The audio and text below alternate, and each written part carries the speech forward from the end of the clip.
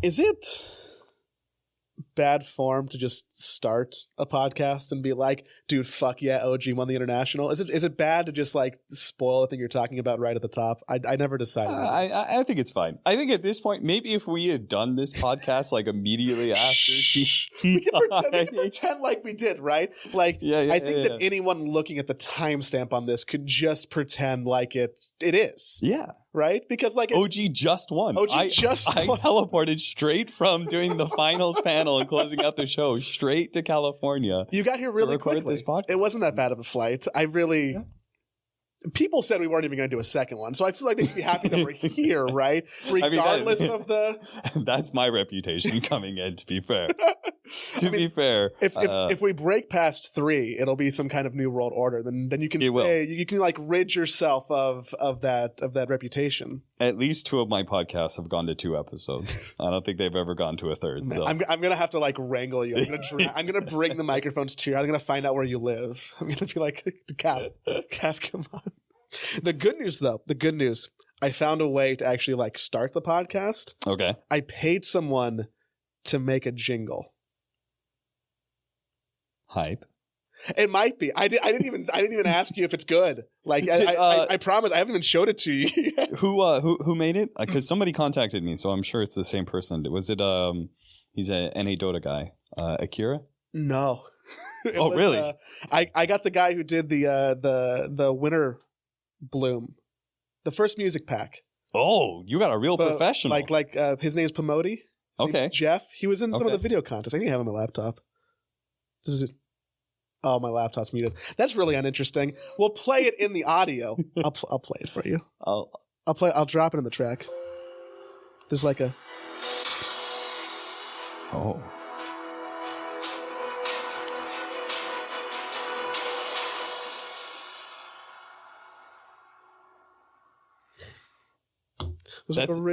That's really epic for us 2 goons. I know, right? I asked him, I'm like, can we put fart sounds in there? And he's like, you probably don't want that. Like, I thought you're more serious. And I'm like, have you looked at me? like I don't think we're doing serious. The hard-hitting TI news. I asked him if he can make it sound like the sound when the ready match button comes up. Oh, okay. So I'm like, it'd be like thematic because we're doing like a Dota podcast. It'd be like, boom, the match is ready. And I realized that it should have just been like clown horns and farty noises because that would have been more on brand. It was an excellent intro. It was an excellent jingle. Hey now, everybody. Welcome to the Cypel Podcast, your weekly-ish, monthly-ish. Yes. It's been a bit. Cap had to go all the way to China. Yeah, I don't think... That we'll have to like stock up on shows or something when I start traveling. Yeah, we'll figure it out because right now it's easy, but then eventually you're gonna have to like go do work. Yeah, and I'm gonna be here and I'll be like, I promise we're live, but we strive to keep up to speed on what's going on in and around the world of Dota without the nitty gritty. So like our promise to you is that we're gonna be the exact opposite of whatever BSJ and the Haas were doing before the TI game started. We want to be literally the polar opposite because most of the time I had no idea what they were saying. And I feel like I'm a Dota person. Like I should understand, but like sometimes. Yeah, sometimes sometimes Alan gets really into what he wants to talk about. Maybe I should just keep on trying to bait you to talk poorly about people because like you actually have like a real relationship with these people and you should never say bad stuff about them. But here's the thing. I could talk as much smack as I wanted to because who's going to listen to this podcast? Probably not. But one day someone might like go back. Like if it like becomes a thing and people like want to listen to the archive, they're like, how did it start? And they're like, wow, they were just mean to people. Why does no one like them? That's true. People on the internet really like starting grief between people. Yeah, it's fun. So one person listening to this then goes on Twitter at somebody else. That's Nahaz and be like, man, leave here to talk shit about you. And then he'll be like, why do I care about him? And they'll be like, capitalists talk shit about you. And they'll be like, I mean, I guess I have to work with them. That's kind of weird. I think Alan's used to me talking shit about him, honestly. I think he's used to most people talking shit about him, which is fine. I wish that everyone can just let it roll off the back like that. It's hard. For being a professor and usually being in a point of power over people our age, Yeah. Because he does put up with it really well, you know? Like, if you think about his day-to-day, he probably, you know, goes and he's a respected teacher. His students, you know, are very polite to him because they want good grades and want the teacher to like him. And then he comes to us hours. And it's just like, we're just ripping on him nonstop. We probably look like a lot of his students. Yeah. It's just like slightly hipsterish people with like a little bit of facial hair and like modern haircuts. Like he probably looks in the audience and just sees like a bunch of Dota people. He looks and he's like, there's a bunch of capitalists in the audience today.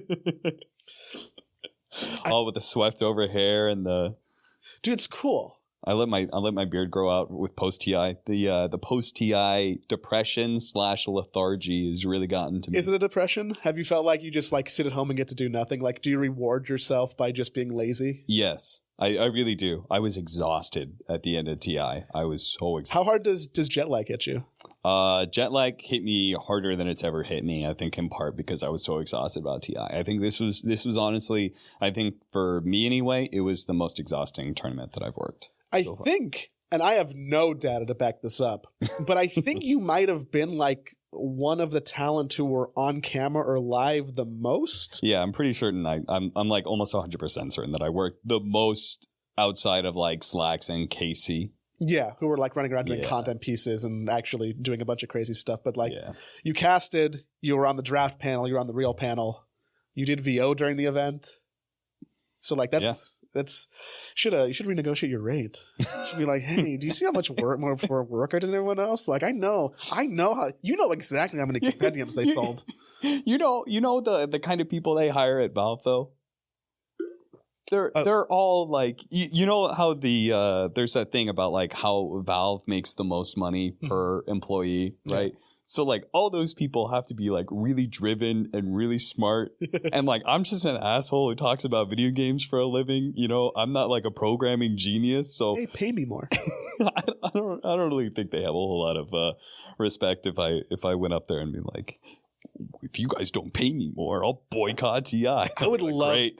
They'd be like, I mean, there's other people we can get. Like, we're like, great. We'll take 10% off of your talent fee and pick up somebody else. Great. I would love to be a fly on the wall for those meetings where they even like pick people and discuss about that stuff because it just blows my mind. They're making like at the end of the day, it's not like they have a full different production team to make those choices. They're just the people who are like, you know, working on the games, working on the websites, and they get in a conference room on a random Thursday, have some ramen, and they're like, should capitalists be there? I guess. They like put your name on a whiteboard. It's going to be crazy. Yeah, I do have some information about like how they choose that stuff, but like one thing that really sticks out to me is that like, and this year really reminded me is that, as you said, like all those Valve employees, like all the jobs that they're doing at TI, that is not their day-to-day job.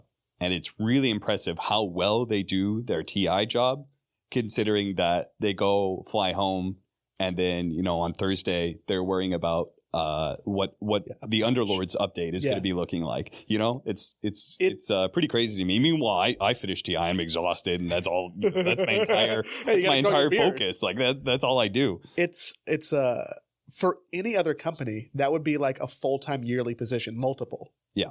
They would just hire people to plan that all year. Yep. So I don't know what kind of weird meth they do in that office to like keep them, or they just only hire superhumans.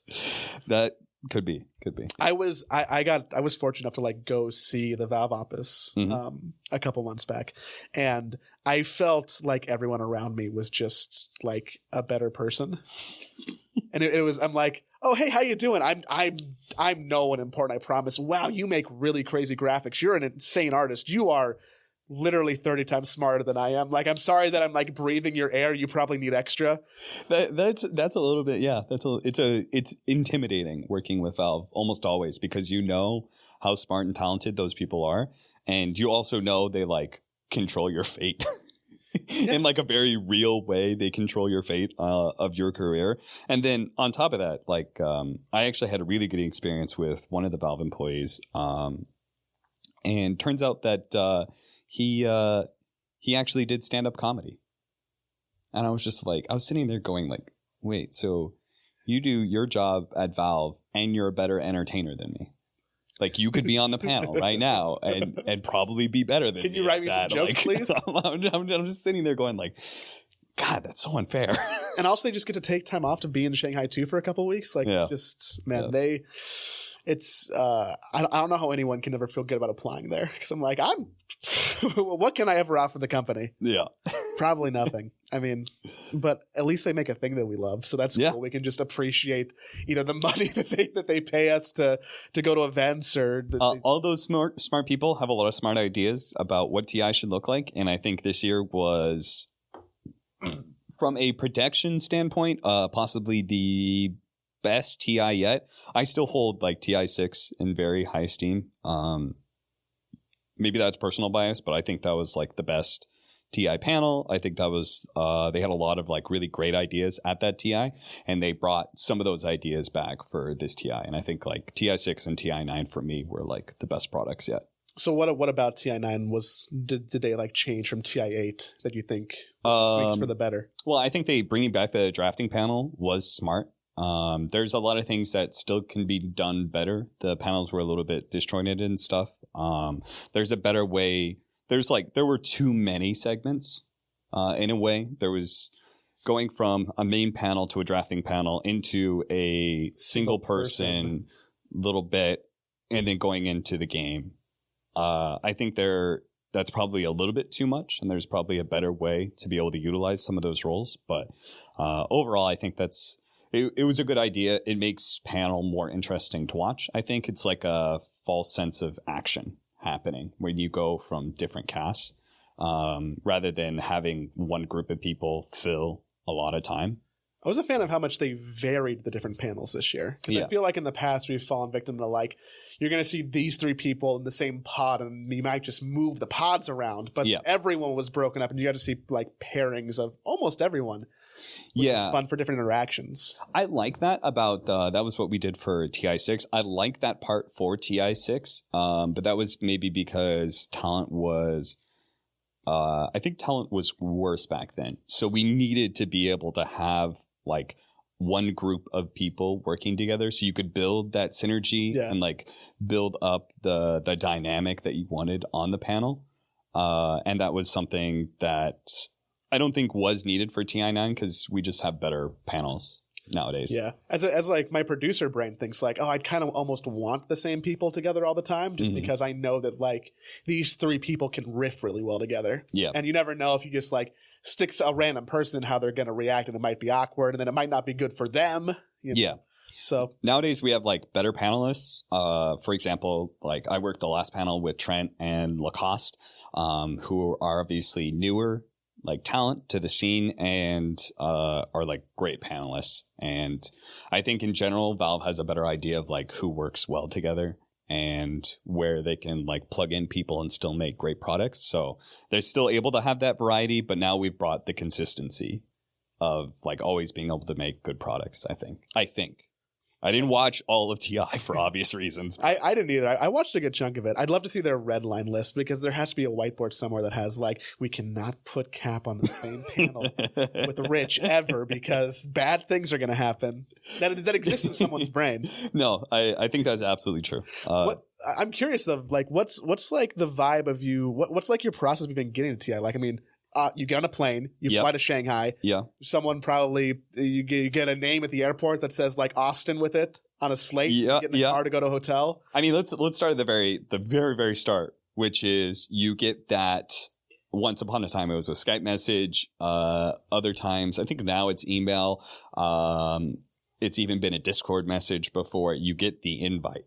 You know, you get the message that, hey, we want you to work TI. And sometimes it'll include like, here's what we want you to do. Other times it'll just be like, we're figuring it out. We want you to go to TI, and then you'll get there and they're like, we're still kind of figuring out your role. But like, I think Valve has this idea that like, the people and the quality of the people is important, and where they plug in. Like those, it's very like Valve-like, right? Where you just apparently at Valve, like nobody has a real good direction. There's nobody micromanaging you. You just get there and you just sort of like something. Yeah, you just figure out what you're going to be doing at Valve, and you figure out what projects you're going to be a part of. And I think they treat talent sort of the same way, and that like, hey, we're hiring you because we think you're good, and because we think you're good, you're going to be able to adapt to what's needed. And for the most part, I think people are quite good at that now. So you get your ink stamped or your that's a huge relief, right? And you're like great. Okay, I'm getting that paycheck. I'm getting that what everything I need. Yes. Like I'm gonna be there. I did it. Like a quarter of my year's salary is secured. Awesome. Like otherwise, I'd be really unhappy. That's a whole different conversation. A whole different like stress. Yeah. And then from a like achievement standpoint, obviously, it's like I did it. I made TI. I mean, for you probably have like a prison wall where you just like scratch into the year at this point. No. I always hold doubt in my head because I think it's important to remember that like the product is much bigger than you, and honestly, anybody can replace you. Absolutely. Like unless you're like Toby or ODPixel or who else is like one of the. I mean, it used to be like Marlini, but nowadays. I mean, it was LD for a while. Yeah, it was LD, but I think just like those two are like the guys that are like bigger. They're big enough draws and they're popular enough that they do change the show. You can't really just replace them as easily. But I think almost everybody else on the show can be replaced with like a 10%, difference in quality. Yeah. And like, that you're not really going to notice 10%. So I always have that doubt, Be like, where's Sheever? Yeah, people Where's make the Cap? Reddit thread, and then the tournament actually starts, and nobody cares. Yeah, they're like, oh, the Dota's good. That's actually what we're here for. Yeah, like people made a big fuss about Purge, but at the end of the day, like, did anybody stop watching TI last year? No. I didn't. I didn't work TI8 main event. Did anybody stop listening to the commentary because I wasn't working? I wasn't strike, casting main event. Yeah, nobody cared. I locked myself in a bathroom and I'm like, if Cap isn't there, I can't watch the show anymore. Like, I don't. It's good games. Whatever. So I always have that doubt. But yeah, then you fly there just like every other tournament. You fly there. There's somebody with a board usually with your name on it, and we've actually had the same people every year for TI until this year because it was in Shanghai, but they actually brought the Seattle crew that they use for moving all the buses and stuff like that. That same crew is there. They were there at Vancouver. They weren't there in Shanghai. But if you've seen that content piece with Joan, the very sweet white-haired old lady. I met her. She's so sweet. Yeah, it's like every year. That's like one of my highlights. We all get to like you fly in, you get to the airport, you go through customs or whatever, and you get out there, and you're always going to see Joan, and somebody holding the paper for Joan, and you get to see her, and that's like the highlight. This year that wasn't there, but it's the same as every other tournament. You get driven to the hotel, and you usually pass out. And you're like, I'm very tired. Yeah. You get your own room in like a nice Shanghai skyscraper. Yeah. We talent all get their own rooms, just because there's less talent, so you don't really have to pair people up. And then TI is sort of started for you. You're usually communicating on like your phone through like WhatsApp, or in this case it was WeChat in China. They're telling you when rehearsals are, who's needed for rehearsals. Maybe you're getting informed on what you're actually doing for the event. You get it's good that I know now that I'm actually here. You get like the schedule for the group stage and like who's casting what. So you check out all your games. You're seeing if you got the hype games or not. Like, oh, EG, OG, that's going to be a hype one. And then it ends up being a shit show or something. It's like those things are kind of like the day-to-day for the caster. So that helps with your prep too. I mean, you're like, oh, okay, I know what I'm doing now. I can actually prepare for these certain teams. I can look up what they're doing instead of just being like, oh no, I have to cast a white net because I don't know what I'm doing at TI. Yeah. Honestly, TI is very similar to like every other tournament, except for there was actually this TI, they gave us a computer room to work with, which was super sick. We had just had a big room with like 20, 25 computers that all the talent, Russian, Chinese, and English, could go in and use. And so we would go in there and we definitely did a lot of prep. We're definitely researching teams and not playing Underlords at all. Yeah, that's what it was. Nobody was playing Underlords. No, like 10 stacks of Underlord players line after line. That was definitely not happening at TI. We're all being very responsible. Guys, I have to go mages. I have a cast in like 20 minutes. We have to finish the Underlords game. Yeah, there was. It's honestly, it's it is good to do stuff like that because it's like talent bonding, you know? Like to create a good show, you need to be able to work together well and like having those kind of moments. For example, like TI6, we actually took an improv course. Valve actually brought in an improv teacher. That's pretty cool. And we did like a 2-hour long class. And that's exactly what you need when you're doing panel. And honestly, I think all of us learned a lot. Yes, you know, the yes and. I know it was a great class because they gave out the wristband, you know, the rubber wristband things. Yeah. Ours was, you know, yes and. And Merlini actually had that. He kept it with him and he would put it on his backpack, his travel backpack. And so it was with him with every event I went to. And obviously, if you know Ben's like a super smart guy, is like just locked on into everything he does. Everything he does is successful. So when Ben obviously took something from that class. Physically, literally. Yeah, he physically took something from that class to remind him, you know, like that's how you know it was a good thing to do for the talent to like grow and be better.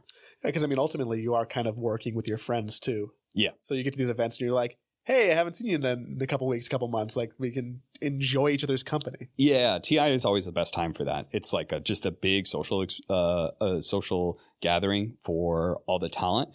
At some point, it becomes a little bit that way for the players as well. But honestly, like the stress leading up into TI and then the heartbreak of losing at TI, and then like maybe there's a window where TI is still going on and they've gotten over, you know, a little bit over losing TI, but then the stress amps back up because then it becomes about what's happening next year, right? And nobody is able to make any plans or moves until the final teams have gone through TI, right? Because it has to be so stressful just because you're like, hey, like it should be fun for them in theory because like they're playing at this huge event. They're with a bunch of their people who they talk with and play with, you know, all year long.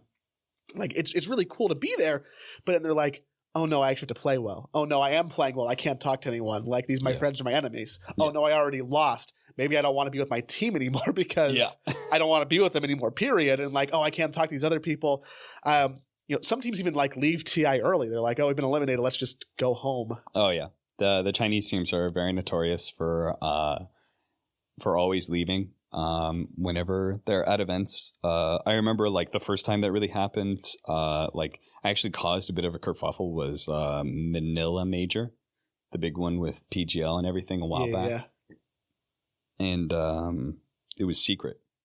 Secret dropped out early, the Manila Major, and that was at a time where Valve was actually giving us business class. And for players and talent, and Secret are like, all right, we're out of the tournament, we want to go home. We're like, I'm not gonna buy you 7 business class seats for tomorrow.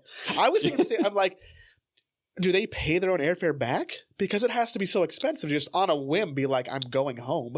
I honestly have no idea how some of that goes. Yeah, that's at this point, honestly, all of them make enough money that they can leave if they want to, you know, but I would love to know what it's like to make enough money to be like, I could buy a plane for the last minute and not just look at the Google flights and be like, $800? No fucking way. I'll stay here. Yeah.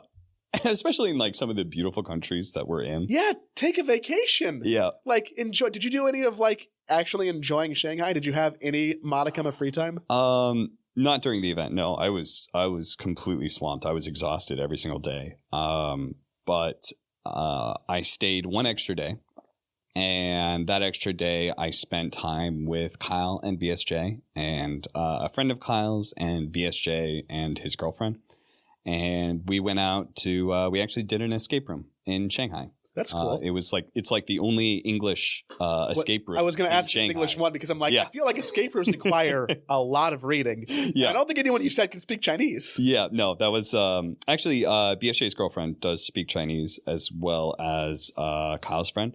They were both able to speak, but obviously doing the escape room, you would need everybody to do so. So we actually went to the only English escape room in Shanghai. That was really fun. They had a really cool setup, and then we went and got dinner together, hung out at a bar at some point. Just very chill. That's 'Cause nice. most of us are tired. Yeah, it's like, oh, hey, we can kind of your event's over. You almost want to take a break, but you're like, I should just go one more day so I can enjoy the city. TI after parties are always kind of like weird in that way too, because it's not really relaxing for almost anybody. Usually talent are business. Talent are pretty exhausted. And then like players, obviously some of the players are like super happy. Usually the winning team is super happy and exhausted as well. So maybe they don't even go to the after party. Only some of them do. And then a lot of the players are there making their moves. Yeah, that's the time, right? That's it's like, the time. Hey, everyone knows what's happening. So I guess let's go into the back room. You want to go outside? You want to have a cigarette? You want to figure out what to do with teams next year? In the Key Arena, it was the Notorious. We went to the same venue every single year, and out the back there, if you go out the back door, there was the smoking area where they had kind of like fenced off in the smoking area, and every single time you went out there, it was packed with players. And they're all talking. A lot of people smoke too, and a lot of people smoke. A lot of Dota players smoke. I'm like, we know that's bad, right? I feel like we solved the smoking problem. Everybody, what's I know it's also a cultural thing. Yeah, outside a lot of Chinese and a lot of European players smoke heavily. I don't know this from personal experience, but the best way to sneak into the TI after party, also by the smoking area. Yes. Also by the smoking area. Yes. The fence is short. Yes, it is. May I say, hoppable. Yeah. But nothing about that. No, I don't know anyone would ever want to get in there for any reason ever. You know, pull slacks and just break into TI. Yeah, just be like, hey, can I have a picture? No. The one time I went to a TI after party and I'm like, I can't be like a dweeb and I don't actually want to like talk to anyone or like be weird. But I'm like, hey, SCCC, can we have a picture? Yeah. That's the one I went for. I'm like, he probably does. I don't even know how much English he speaks. I'm like, can I just be weird to you? You'll forget about me. Like it'll be funny for all my friends. But so I feel like we haven't actually tackled the whole OG1 TI. Oh fuck! Holy crap, dude! And I see you must be a big fan because you are wearing a shirt with the infamous no tail face when he went for the handshake with Fly last year. Yeah, I was excited that OG won. Not because I'm even a huge OG fan. Okay. Like if I had to rank my personal team listings at Team Liquids at the top, which is I had a very conflicting day because of that. Right. Yeah. But I generally I appreciate anyone in esports who has a bombastic personality. Yeah. Because there's not a lot of that to go around. So I'll gravitate towards anyone if they want to be a good guy or a bad guy, if they just want to be someone outspoken. And OG has that in spades. Yes. So the more puppies, no tails, eternal envies, who else is like really out there? Honestly, it's like Shamel did his part in plenty of times with the whole, like Gigi Chida, like all those sorts of things. He did plenty.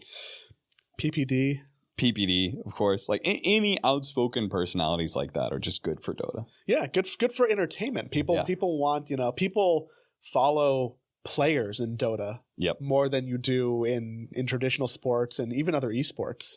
Like no one cares orgs.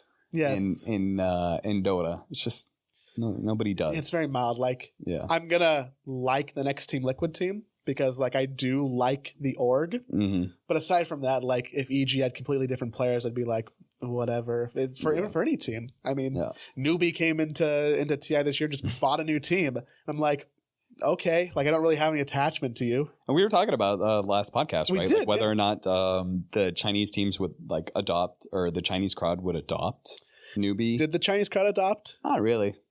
Did the Chinese crowd appreciate anyone? No, they did. They just what I noticed about it was that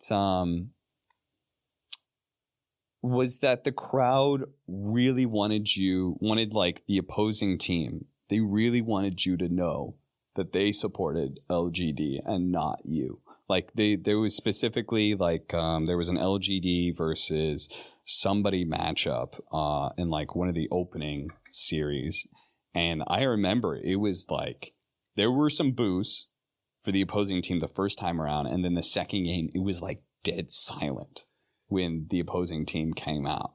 It was super loud for LGD, but it was like almost specifically like the Chinese crowd was like, we're going to be as quiet as possible. So, there's nobody supporting you. We don't care.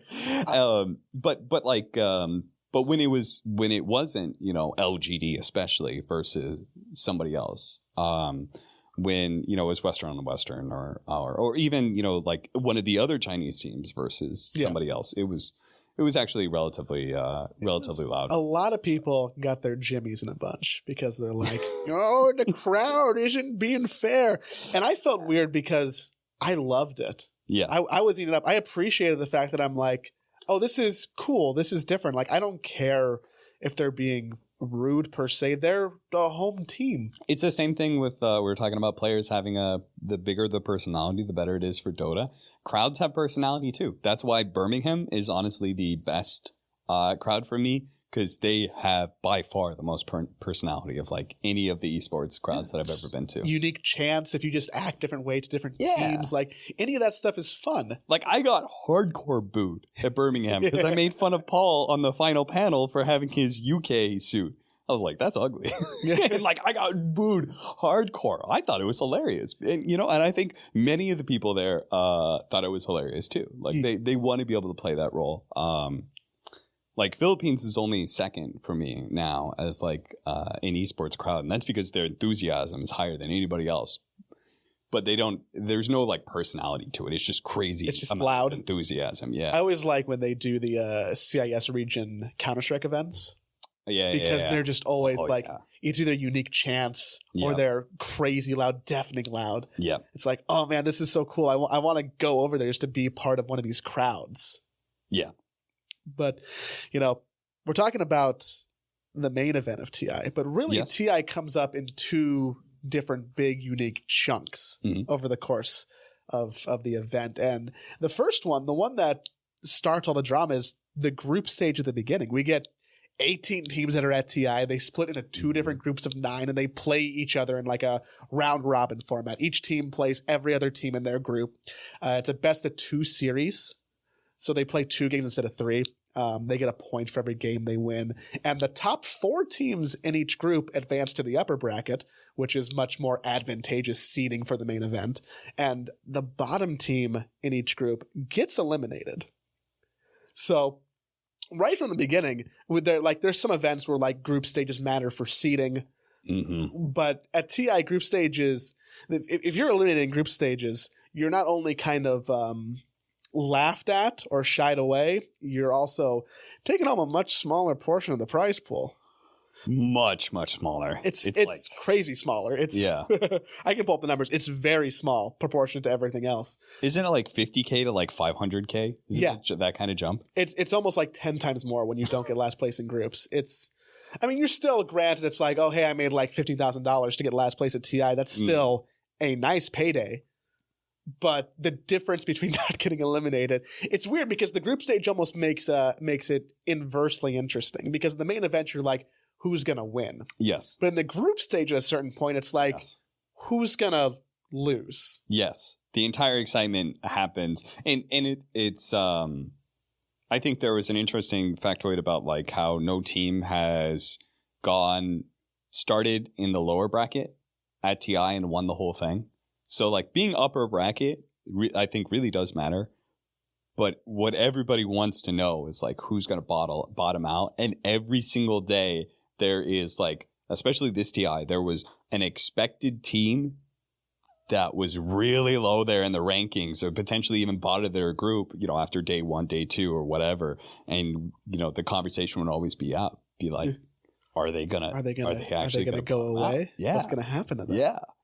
It was, and on the first day of groups, we did see some interesting movement, and teams who you wouldn't expect to be towards the bottom at the bottom. Like Team Liquid started off TI in a very bad way. Yes. Mind you, fast forward, they were in the grand finals. Yes. But in group stage of day 1, people are like, wait a second.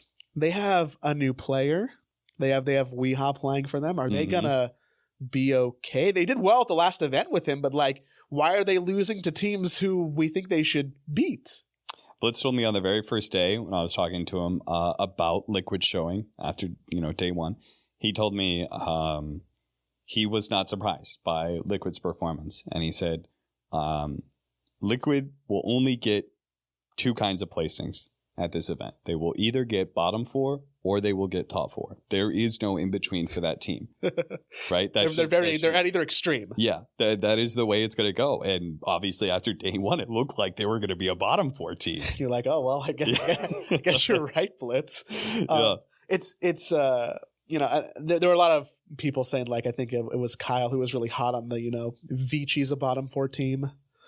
Yeah, he was also hot on RNG winning the whole thing. That was his prediction. Oh,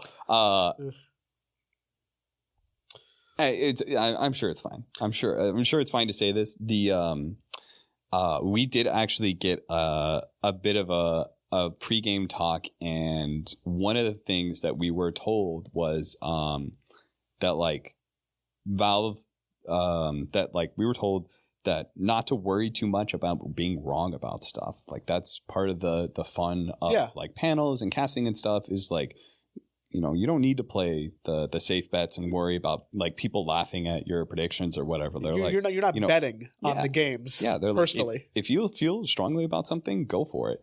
And Kyle immediately puts out RG will win the whole event, and I immediately responded. I was like, "Wow, you really took that talk to heart, huh? You're all about being wrong right now, huh?" It does make it more fun though, because it's sometimes if you're like, "Oh yeah, of course RNG's gonna win," or "Of course Vichi's gonna win," or whatever, then you need more variant is more interesting. It helps tell a story of that anything is possible, even though sometimes people don't feel that way. And a lot of that was the classic who's doing well in scrims just leading up to the group stage.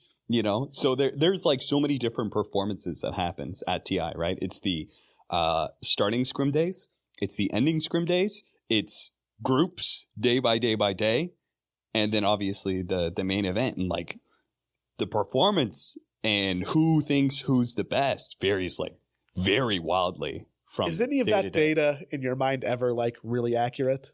Because I feel like people always talk about like, oh man, like a newbie did so great in practice before the event, and then scrim data is like almost always wrong. OG, like they were dominating scrims, and then like towards the end they were just losing every single game or something like that in their scrims. RNG obviously was doing really well. Scrim data just never actually works out. Yeah, it doesn't work out in other esports, I've heard. There's like I've seen other esports where they like are talking about the scrim data and how wrong it ends up being, It's like when you're going to the racetrack and you're looking at the horse before the race and you're like, man, he's got really strong legs, and then he just breaks one because nothing really matters before the event starts, right? Yeah. It's just all hearsay. But after the first day, teams that people thought were going to do well did indeed do well. There wasn't like a bunch of huge surprises. Secret went undefeated. Mm-hmm. LGD went 5-1, and people are like, I told you, look at my compendium. It's going to be right. I know after one day of TI that I predicted right. Secret's going to win. Yeah. It was cool to see, all the heroes that were picked in ban on day 1, which it seems like now for the last 2 years of TI that we've just been able to really celebrate, like, look at how cool and balanced our game is, man. Yeah. That has happened almost every single TI for like the last like 3 or 4. It's like the hero diversity is just insane. And we had only 3 heroes go unpicked the entire tournament? Yeah, I might even be able. One's Ursa. Clockwork, Ursa, and Keeper of the Light. You have a personal connection with Clockwork. Yes, I play a lot of Ursa, and Keeper of the Light is a hero, I guess. Yeah. That's about right. Yeah. We also saw, like, just right out the gate, a lot of stuff that people were surprised by because it's non-standard. There's a lot of, like, 4-position Invoker. 4-position Invoker. That took a lot of audiences by surprise. There's a lot of memes made about that. They're like, this can't be good, right? And wins some and loses some. Yeah. So it's fun to see that, right out the gate, teams, even though it is TI, even though it is the biggest stage of them all, they're not afraid to experiment or start off with silly stuff or maybe not be their best selves. Yeah, I mean, the wildest one is the OG story, yeah, right? Man. Day 2. Day 2, they just pull out Carry IO, and which OG like themselves say that they did not practice it, that Anna just thought it was good, and they played it. And it turned out to be like one of the most dominating heroes of the entire tournament. Just imagine for a second you're playing in a $30 million plus event for this game that you have played most of your human life. Mm-hmm. And you're like, man, we've practiced with this team. We have this set of strategies. We've refined everything that we want to do. And on a whim, you're like, fuck that. Let's just do something dumb. And then it works. Uh-huh. Like, there's a certain amount of boldness that I can't even fathom. Just be like, no, guys, why are we doing this? We didn't talk about this. We have a script. Guys, there's a plan here. I couldn't imagine being in the headspace of OG and being like, yeah, this is fine. The first two games I saw that happen, they're playing against, I think it was NIP.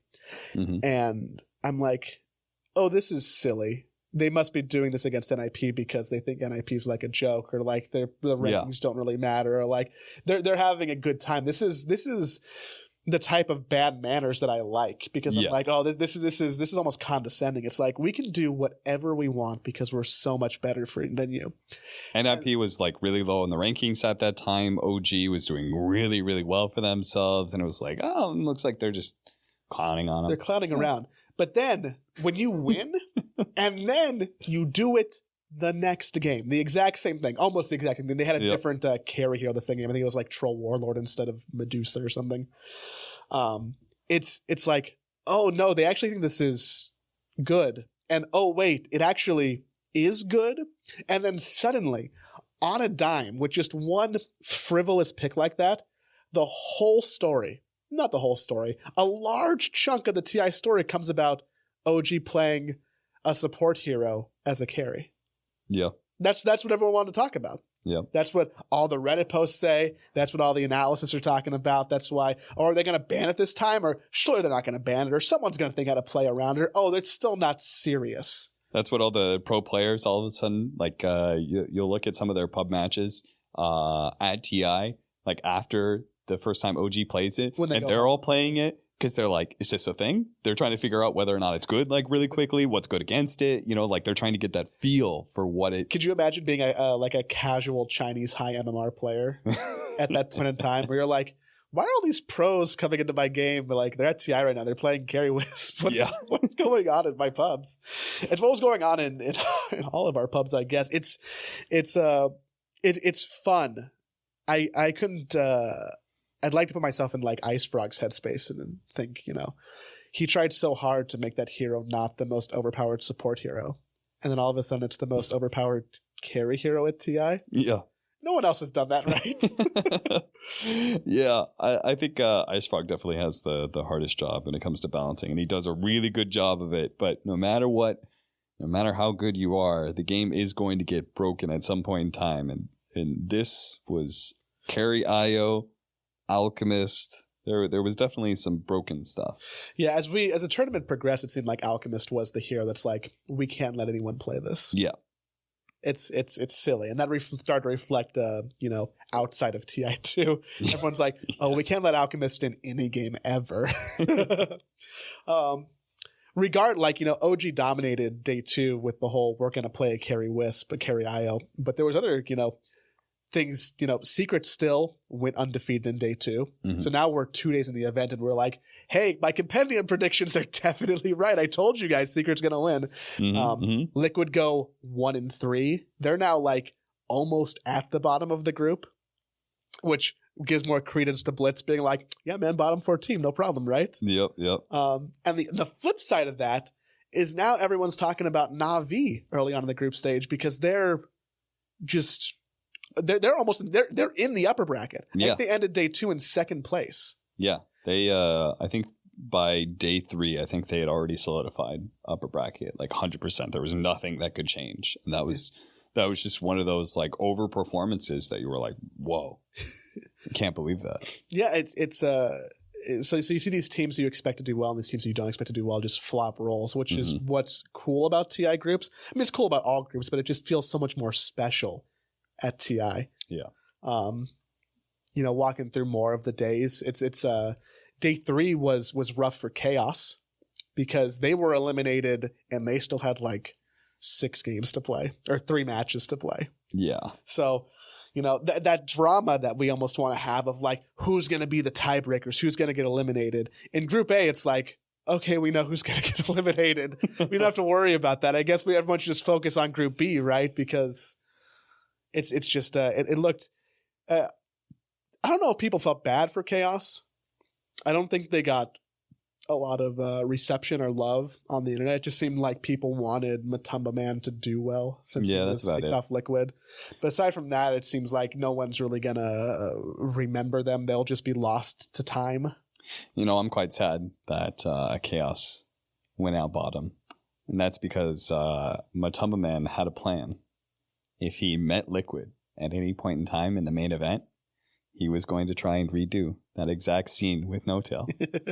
He didn't actually have any real ill will. He just thought it would be funny. It would just be fun to have that handshake moment and do that glare. He just thought it would be funny to do with Kuro. More people need to have the Matumba Man mindset. Oh, yes, exactly. Can you imagine just how much more people would be hyped about Dota if there were just more moments like that? Yeah. I'd have 2 t-shirts. I'd have to go make a second one. But yeah, like at the end of day 3, like Chaos is eliminated. OG was 13-1 at that point and already secured the top of their group. And you know what's interesting about OG is that people were, through a lot of TI8, people gave them shit, being like, they're a fluke team. Then we come to TI9. At the end of day 3, they've already secured first place in their group, and people are like, they're a fluke team. You're like, what? Yeah. Well, I mean, why do you think this? Someone explain this logic to me. To give like a little bit of backup to the Redditors out there who say all of that, I know a lot of pros felt that way about OG's TI win last year. It was a combination of like, yes, it was a fluke, and yes, they were genuinely the best team. It's like this weird mindset where like OG genuinely did figure out something, and they had something like truly unique and special at that TI, but it was simultaneously a fluke. And that like, and a lot of pro players seeing OG, especially like tier 2, tier 3, looked at OG winning that TI and said like, oh, I can do that too then, you know, like everybody I feel like had a revitalized hope or dream of being able to like go back and do it again. I mean, Seb was retired. Seb was playing, you know, they would only see Seb in their pubs, in their European pubs where he was still grinding, you know, so everybody thought they could do it again. Yeah. And so then OG shows up again here, and I feel like some teams did. I don't think anybody like intentionally underrates any team there. Like they all know this mindset of like any team like Digital Chaos at TI6, you know, like CDEC, like any of these teams can come out, have a really strong concept and just dominate. But at the same time, I don't like nobody was treating OG the same way they would treat like Secret or Liquid. Do you think part of that could be like a self-defense mechanism though for these players who are like, well, I mean, you know, if they can do it, I can do it. Or, it's just kind of a fluke. Or like, like it might make them feel better to put OG down for what they did. And then they just like, the more people talk about that, the more it just becomes like a common belief, even if you don't really think that. And then it's just like all of a sudden they truly believe that like, oh, maybe OG's a weak team, or oh, maybe OG's a fluke.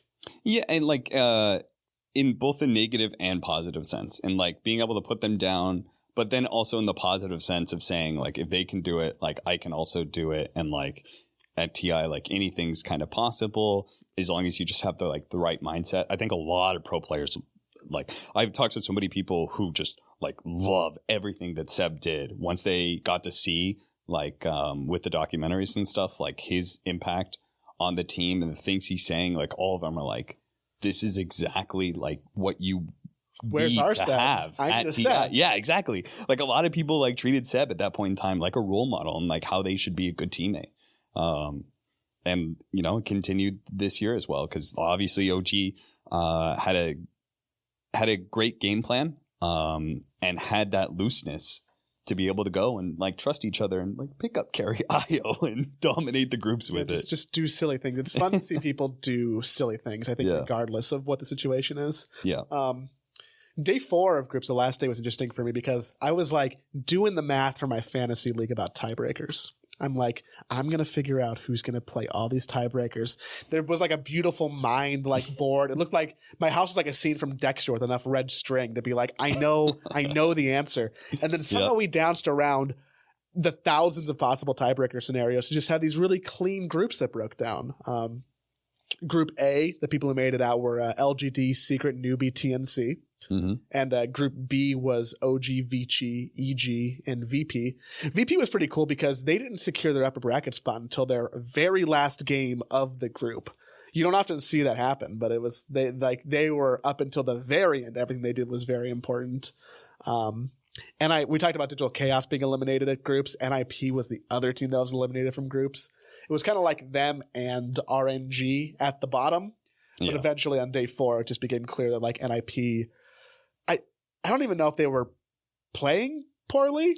It was just like, yeah, they like, I think it's more like everybody had like a very specific style that was working well for them. There were certain things that were really clicking, and it felt like just with NIP and Chaos, they were just, it just wasn't, the magic wasn't happening. Yeah. You know, it's like, well, I guess this is over now. Yeah.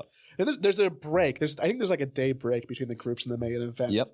Is that like a prep day for you? Is that like get down to the studio, figure out what's going to be happening at the arena, and go through rehearsals and stuff? Depends what kind of person you are, but for me anyway, that's like a big study day. That's also a rehearsal day at the venue for everybody who's working in like the very first panel and stuff.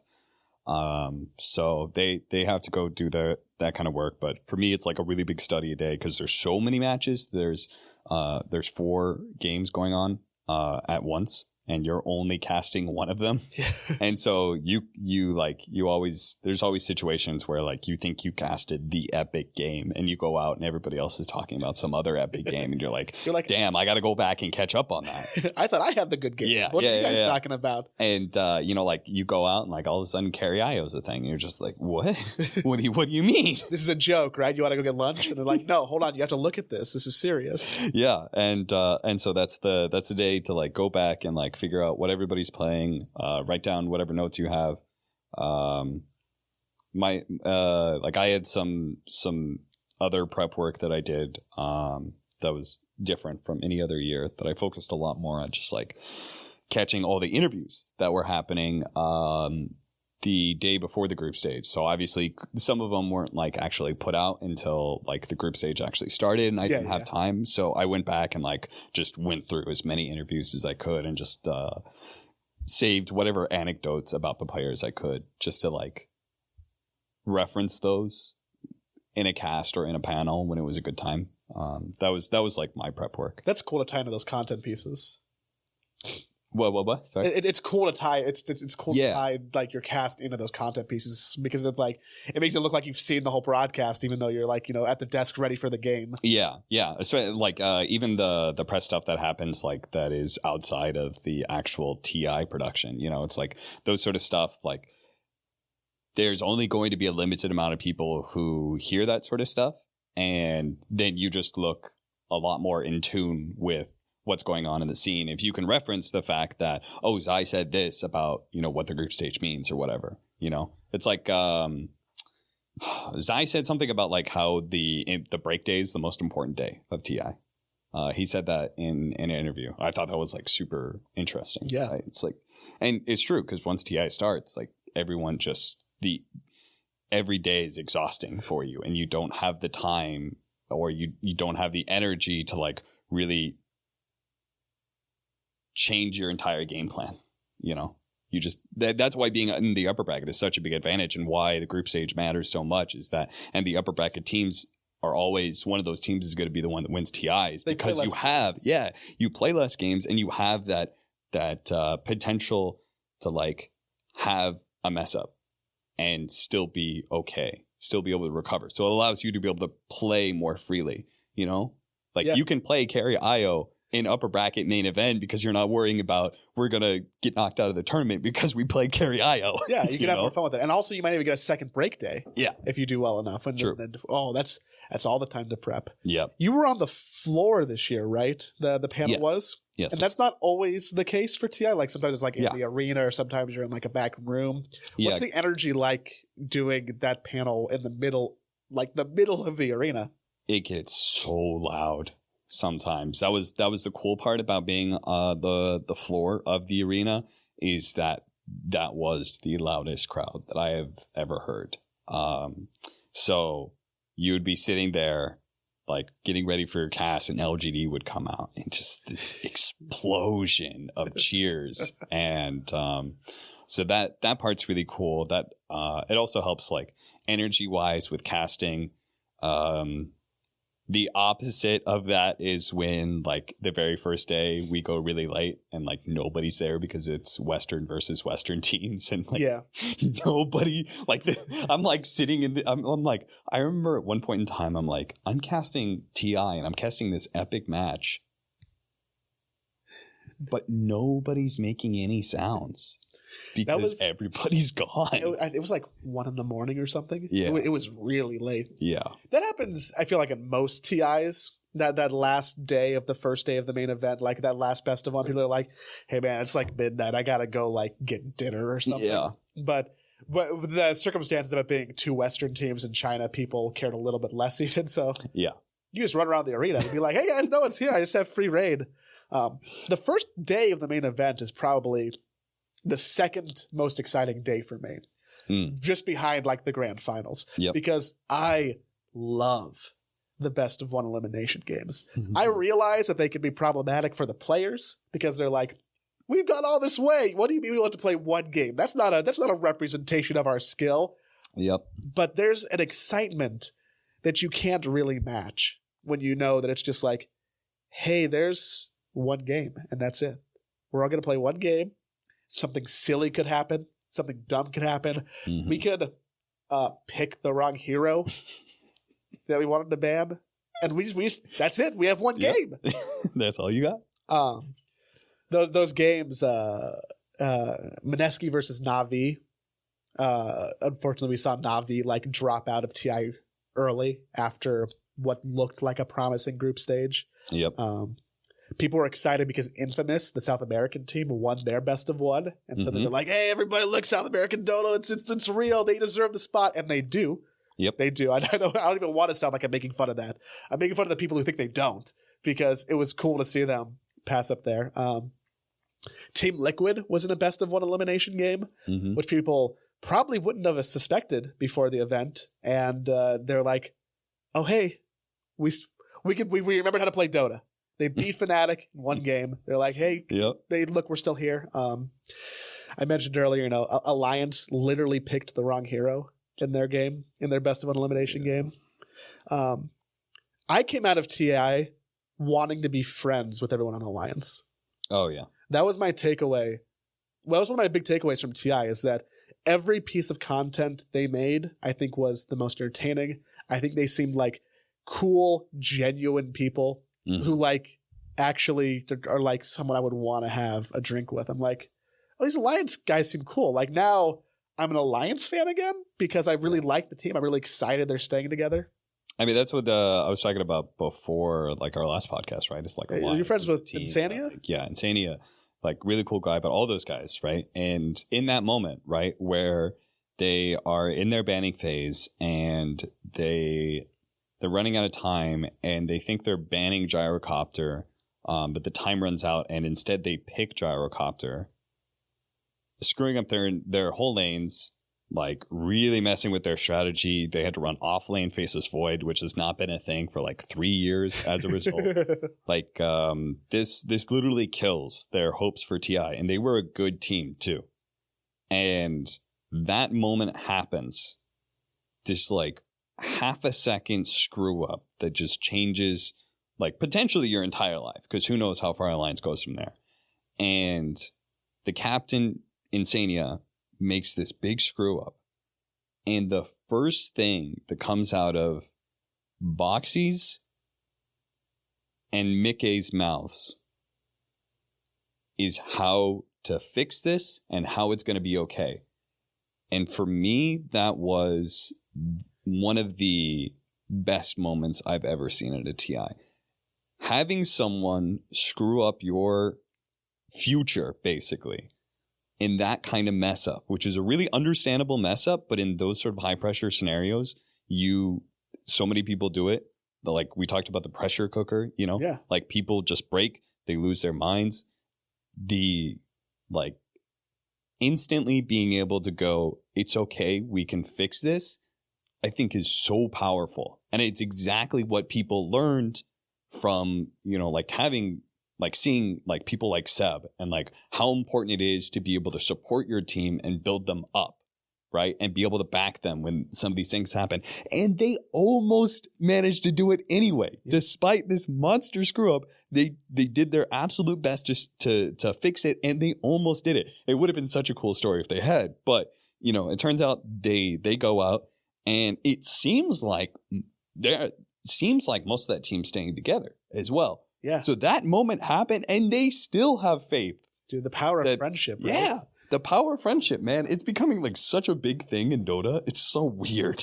I feel like, Dota players by and large have the people think that they're like, toxic because of the way that a lot of people present themselves in games or in pubs, and is true to a certain sense. There are a lot of, bad actors or mean people. And I think that kind of parlays into the way people act in teams. If that same situation happened to the other teams at the event, I don't know how many other teams would have acted the same way. Oh, yeah. Yelling, upsetness, like not wanting to play the game anymore. Like just being able to know that you have a group of people who care about you on like a human level, and being able to want to fix the problem instead of just being upset, that has to be so special. I mean, so special. Just go back and watch the gyrocopter pick happens, and they do a post draft interview with Loda, and just like go back and watch that interview. Like I at the time did not know about the pick change up. So when they do the interview with Loda, I was like, is he drunk or something? Like what is happening? And like obviously like that has just happened, and it obviously messed with him. Like doing the post interview, he's just like, yeah, he said some like really sarcastic stuff in there. I was just like, what is going on? Barely said words at some point. Yeah. And like I'm sure he's just reeling because this thing just happened, and it's crazy, and most people would. And so even like coming out from their coach, you could see the difference in like how people can react. Loda reacted one way, and like somebody like Boxy reacted a different way, and how important that hero. Yeah, give it to me. Yeah, no, I can play that hero. Yeah. It's no, fine. Don't worry about it. I can play it off lane. Like that's so cool, and I think that's such a special trait. Yeah, like I said, like things I take away from TI, big picture.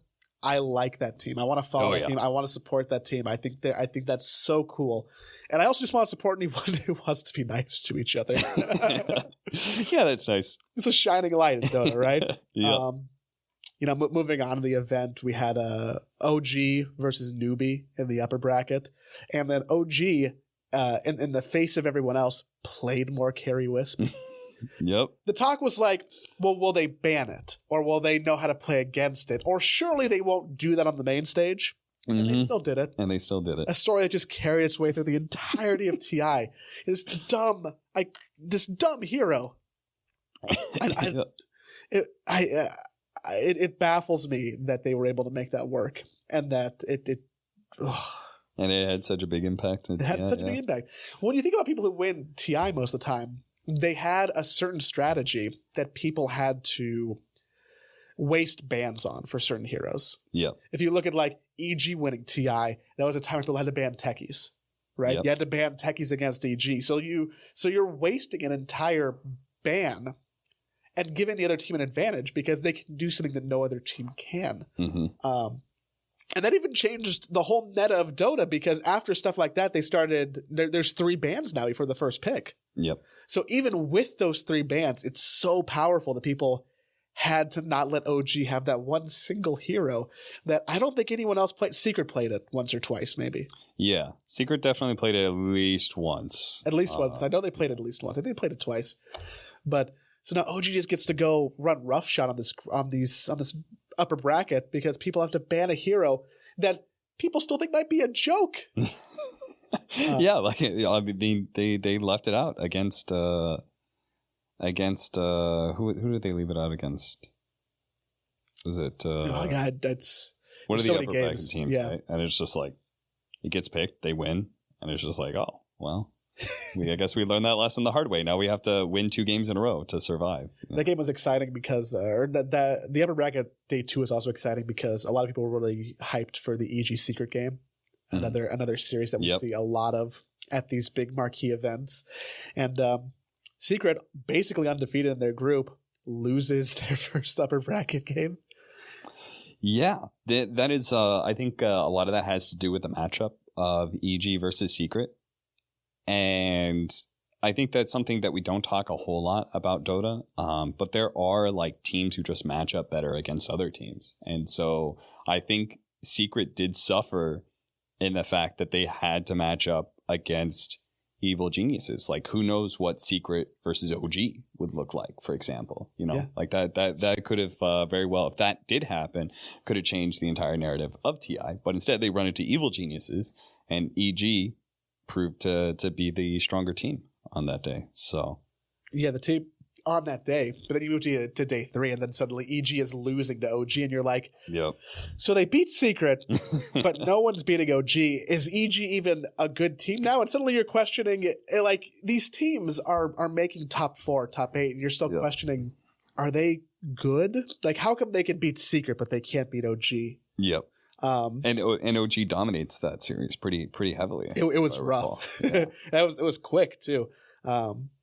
We saw VP get eliminated early. Yeah. Which was something that was, if you ask anybody, I feel like that's either a huge surprise or the most expected thing in the world. And there's no middle ground. People are like, oh yeah, VP's great. Oh yeah, VP's bad. No one seems to be like, they're okay. Yeah. Everyone wants to be polarized about them. Yes. Because Virtus Pro is just one of those teams that they have always dominated a DPC season, and then they've gone to TI and choked. And then maybe this year would be their year because they weren't the front runners. Yeah. They were just behind Secret, so maybe it's better for... No, still choking at TI. Something about that crew that just wasn't working. Well. Yeah. And it doesn't matter if you win all year long. If you lose at TI, that will very likely kill your team. And they have lost one too many TIs, I believe. It was cool. They really have. It was cool to see that for the second year in a row, we had the same upper bracket finals match. We had LGD versus OG 2 years in a row. And, like we talked about before, one of the big stories going into TI all the time is, will an organization win twice? Will a player win twice? And suddenly we're at a point where, like, shit, one of these full squads of people are going to be in the main event again. Yep. Like, this is did we get a time machine? Like, this feels like some deja vu of what's going on. Can it really happen again? Yep. And again, OG makes it past LGD in the upper bracket. And this time more convincingly than the last time they matched up against LGD in the upper bracket. Were you in the arena for that? Yes. What was... I casted that game, I think. I also don't know. Honestly, all the games are blurred for me. Like, I'm pretty sure I was looking at day 1. I'm pretty sure the game that like everybody left was the Mineski versus Navi. I think that was the last game. Yes, I think that's right. And I was like, was that the one? Like, I'm pretty sure those were the 2 quote unquote Western teams. But yeah, nobody was there for that one. I remember because Navi actually threw by going high ground. Yes, that is trying true. to go for throne or something like that, and that was that they threw the game and ended up losing as a result. And then same thing with OG EG. It's like I can never quite remember like what I did cast it, but that upper bracket, I was there for that, and I was there for the VG LGD series as well. That was very loud because 2 top tier Chinese teams, both of them quite heavily favored to win TI, matching up against each other. It's just that was an exciting one. And then but that game was over pretty quickly, actually. Yeah, it was. I thought again, for my fantasy, I'm like, this is going to be a long, drawn-out slobber knock of a fight. And I went to bed. I set my fantasy. I'm like, these games are going to go long. And then I woke up and I'm like, 2 20-minute games? What happened? Yep. Yeah, that OG LGD one, that I casted that game. And there was that infamous moment where they lost the first game against LGD. The crowd was super loud. They booed OG as well.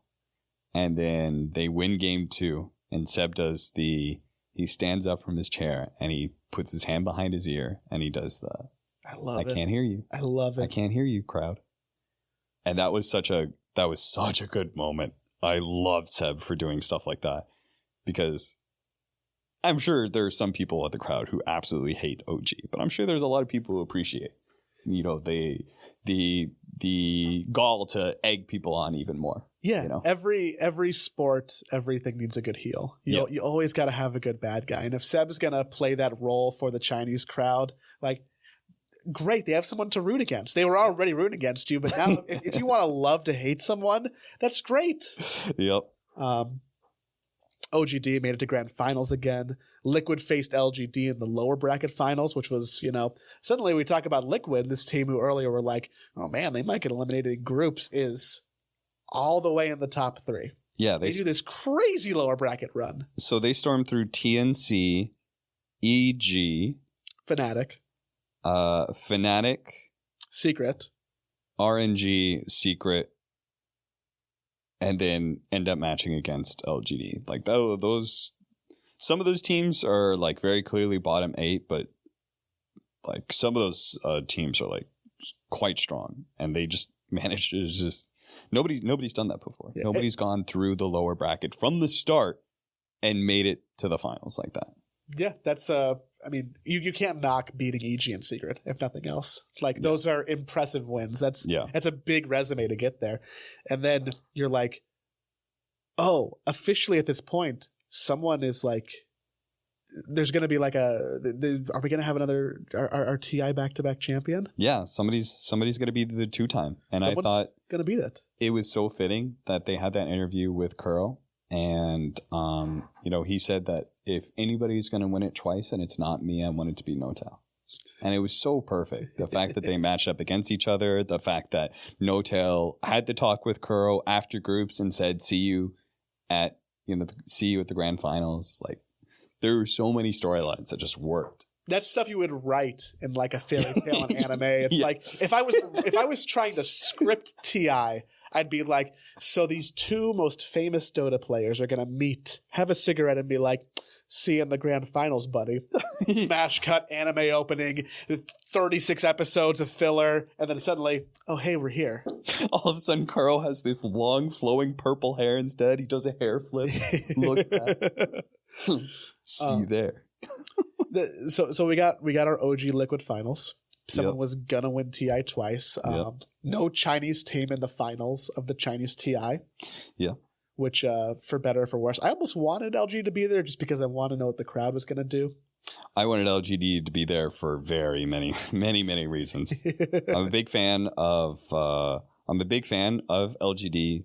I really want to see maybe actually, like, for me, I have this storyline in my head how, like, maybe is, the gods. Yeah. Like, there's always a reference to, like, the gods. And maybe is, like, relatively, compared to how old Dota is in China, he's, like, relatively new. There was the old gods of, like, Burning and FY and those kind of guys. But it feels like maybe is somewhat newer. And that's because he got into it, like, really young. He did play in Dota 1, but, like, he just wasn't really that big of a name until midway through Dota 2's history. And so for me, he's like the demigod of China, and like all the old gods have to like retire and stuff like that. Like, and for me, kids. They have kids. Yeah, exactly. Like Burning's out and stuff like that. And like for me, it's like maybe to ascend to godhood has to win TI for China and to like bring China back to dominance like again. The hope. Yeah. And so for me, it was like, I wanted that for that reason. I just wanted a Chinese team in the finals because I thought that would be super hype as well. And then I also really, really wanted to go to TI10 with no team having won the international twice. No player having done it. And that would be the storyline for TI10. Unfortunately, that got ruined. It got ruined really quickly. We're like, it got ruined so badly. Basically, out of the 10 people in the grand finals, 9 of them have won a TI before. Yeah. Like, well, I guess this is gonna be it. But yeah. I think in my brain, once we got to that point, the best case scenario happened for that storyline. Yes. We ended this period of no one winning twice and no team winning twice with a back-to-back champion. And not just like a back-to-back team, a back-to-back 5 squad of players. Yep. And it's just incredible the fact that nobody has won it twice and then OG does it back to back. Everybody has talked about how once you win a TI, the combination of losing motivation to be able to do it again, to have a target on your back where everyone's going to be following you. Like, there are so many things that go wrong for you after winning a TI. It was referred to as the TI curse. Like, it was the best example is like when Newbie won it. Remember, they were like all their players like 6 months later are like playing MMO, like Chinese MMO RPGs and streaming and like playing garbage Dota all the time. Yeah. And it's like, it's the TI curse, and OG just goes and smashes every single expected outcome of what the winners of of TI should look like the next year. They went 23-5 at the event. They played this whole game and they lost 5 games. And at least one of them, they like, I don't want to say intentionally lost, but like their last group stage game, they weren't even really playing. Yes. So they did the Techies game, right? Yeah. If you throw that away, they went 23-4. Yeah. That's insane. They proved, I mean, I would love to know what Seb's life is like now. Because if he wants to keep playing Dota, I mean, no one can question him. He's a back-to-back 2-time TI champion. Yep. If he wants to be a host, then someone else is out of a job because who's not going to hire him over any other talent? If he wants to be a coach, he should be fielding the highest cash offers from any team that wants him. Can you imagine, like, he takes secret, like, he goes to coaching and he becomes secrets coach and he just starts telling Puppy, like, this is how you're supposed to do things. And Puppy, of all people, the biggest OG of OGs in Dota, has to be like, yeah, I guess you're right, because you've got a better resume than me now. I'd be shocked if that ever happened. Having Puppy listen to anyone seems unfathomable. Yeah. But he could, like, Seb should be getting large offers from anyone. Like, hey, do you want to go back to coaching? Like, do you really want to play another TI? Like, everyone's taking a break, right? Yeah, who knows what OG is going to look like this year? I mean, how do you possibly keep the motivation to become the 3-time? And simultaneously, it's funny, the players, like, behind the scenes, they feel TI is like less hype now because there was that build up. Like, everybody understood like the TI curse. Everybody got behind like the back and forth system. Everybody also got behind the fact that no one's won it twice. And then I remember very specifically, someone's like, they're like, all right, so is TI just going to be boring now or what? Is OG just going to go and win 5 TIs in a row? And this was a high level pro that said this. And he was just like demotivated because he was like everything that's built up over a decade of Dota and everyone's expectations. And OG just like, yeah, screw all that tradition and history and stuff. We're going to be the team that does it twice, and we're going to do it back to back, and we're going to spank everybody even harder the second time. You thought it was harder to do it the second time around? No, it's easier for us. It's easier. I guess there's 2 sides to that coin because, I mean, people might be really demotivated by OG. Like, oh, man, I mean, they're just going to win forever. Or some people might be like, they're definitely not going to play again, right? I can be the next OG. Or, like, at least they have to stop. Yeah. Because unless they want to like win the qualifiers next year, they have to like at least do some DPC events maybe to get some points to kind of qualify again. Yeah. If they even want to, I wouldn't blame them at all if they're just like, okay, we're kind of done. I don't think No Tail's going to stop playing Dota. I think if OG broke up, Thompson can go play on whatever team has the most money to pay him. I'm sure there's a lot of Dota streamers who are really hoping that No Tail keeps streaming or keeps playing. Yeah. He's another person, right, that will just gobble up everybody's viewership. You think you own, like, when it comes to being panel, you think anybody's going to be a better panelist? Or people are going to be more excited to see you than having Seb on? No. Do you think people are going to watch Admiral Bulldog when No Tail is going to be streaming instead? You know, like I think it might have different audiences. Bulldog's audience Maybe. is a little. What's the lightest way to put it? Interesting. Bulldog has an interesting audience. I feel like he has a subset.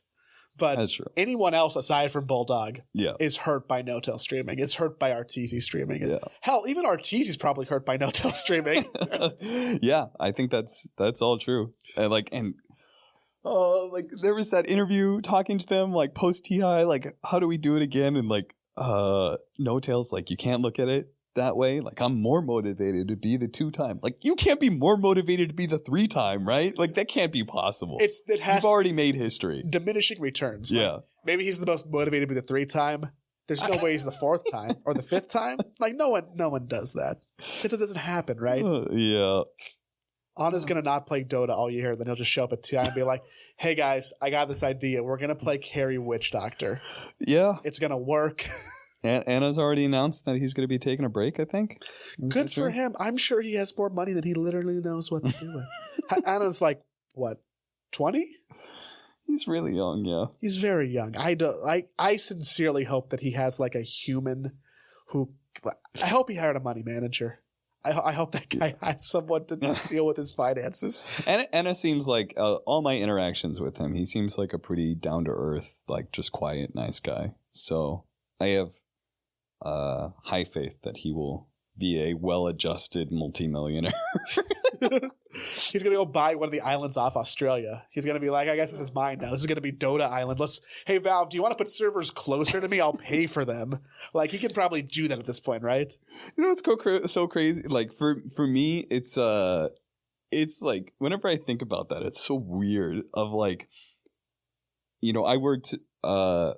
I like to think that I worked very hard to get to where I am, and it was like it was a very long road, but I did it. I'm happy, and you know, there's still more places to go, and as a result, I go to this event year after year. That's amazing to go to, and for the last 2 years, I just watched this teenage, now young adult kid show up, win the whole entire thing back to back. And the first time he wins it, he's like, I'm on vacation now. Second time he wins it, I'm on vacation again. He's 19. That guy has made like exponentially more money I've made in my entire life, in our entire lives. Nobody in this room is ever going to make as much money as Anna has made. Yeah. And he just, you know, first TI, second TI, no problem. He's 19 years old. His approximate earnings from Wikipedia is $6 million. They did update his signature heroes to include Wisp now. It's Ember Spirit, Nice. Wisp, Spectre. But yeah, I hope that he has someone to help him with his money because I couldn't imagine what to be as a 19-year-old with $6 million. Yeah. And he could just do it next year, right? Just check out another couple $1 million. Why not? God, we should have some business pitches. And we should just call Anna up and be like, hey, dude, do you want to invest? Yo, we've got a Dota podcast. We talk about you a lot. Let me say. Do you want to give some money? You want to sponsor this? You just like, hey, guys. All we need is like $100,000 so we can make a really need like good a back show. Yeah, we need like some cameras and like we need business class airplanes and man, it's. You know what's cool about all this is that I think for the most part, Dota people are like, they're like special in a way that like Dota is kind of all they needed in the first place. Yeah. So winning all this money, like they can do very positive things with it. You know, like Samael like bought a house for his family and stuff like that. Like I think for the most part, those kind of stories ring true for a lot of the people who win TI. And so like all that money going to Anna, like I can't even feel like damn, that's more money than you can, you know, do, because it's going to like what I think, I don't know him very well, but my impressions are is like a pretty good person, and I know he's probably going to do good things with that money. He's going to make his family's life great and stuff like that. Want to invest, so just drop 100,000 on this podcast. Yeah, or us. Like, I mean, I'll drink a Red Bull. Is that important to you? I'll come to Australia. I want to see Australia. Jeez, I'm excited for OG. I'm excited TI happened. it is almost we're in a lull after the fact. There's a lot of other things that we could talk about that we should save. Like teams are changing players. Yeah. Organizations are breaking up. There's patches going on. There's 101 other things, but really like I think that might be it. I think we did TI. Yeah. I think we bookended TI. This is we will do another podcast, and that episode will talk about everything that happens after TI and all the shuffling that's going to be happening. And I will say that this year is maybe the most interesting year when it comes to roster shuffles. I think there's going to be a lot of cool stuff to talk about.